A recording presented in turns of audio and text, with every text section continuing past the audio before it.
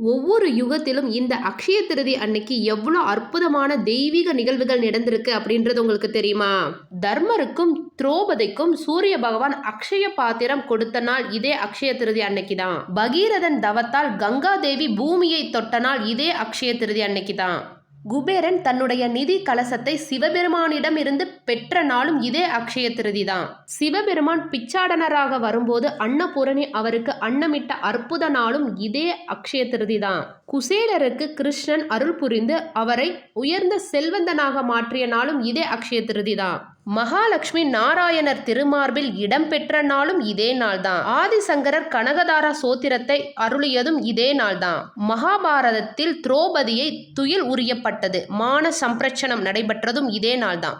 பிரம்மதேவர் பிரபஞ்சத்தில் உயிரினங்களை படைத்ததும் இதே அற்புதமான நாள் தான். பரசுராமர் அவதரித்த நாளும் இதே அற்புதமான அக்ஷய திருதி நாள் தான். இப்படிப்பட்ட அற்புதமான தெய்வீக நிகழ்வுகள் நடந்த நாள் அக்ஷய திருதி அப்படின்றதுனால தான் அக்ஷய திருதிக்கு இவ்வளோ சிறப்புகள் இருக்கு.